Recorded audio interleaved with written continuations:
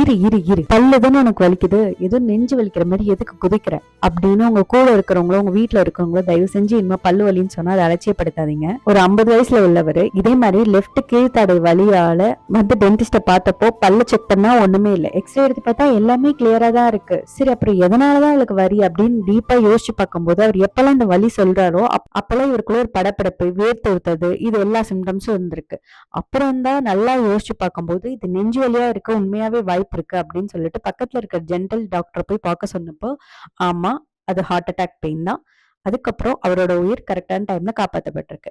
இது சும்மா கதை இல்லைங்க, இது டைம்ஸ் ஆஃப் இந்தியால டாக்டர் தாக்கேர் அப்படிங்கிற ஒரு மும்பை டென்டிஸ்ட் ஷேர் பண்ணியிருக்கிற ரியல் ஸ்டோரி. இதுக்கான காரணத்தையும் பார்த்துருவோமா. எப்பெல்லாம் உங்க இதயத்துக்கு போற ரத்தம் கம்மியாகுதோ அப்பெல்லாம் அந்த இடத்துல அழுத்தம் ஏற்பட்டு அதோட வலி நிறைய பேருக்கு லெஃப்ட் ஷோல்டர்ல லெஃப்ட் கையில தெரிய ஆரம்பிக்கும். ஆனா இன்னும் சில பேருக்கு ரொம்ப ரேரா லெஃப்ட் கீழ் தாடையில வலி தெரியறதுக்கான வாய்ப்பு ரொம்ப அதிகமா இருக்கு. அதனால தயவு செஞ்சு இனிமே பல்வலி இல்ல தாடை வலின்னு யார் சொன்னாலும் அலட்சியப்படுத்தாதீங்க, உடனே டென்டிஸ்ட போய் பாருங்க. இதே மாதிரி நிறைய இன்ஃபர்மேஷன்ஸ் தெரிஞ்சுக்கிறதுக்கு நம்ம பேஜை ஃபாலோ பண்ணிக்கோங்க.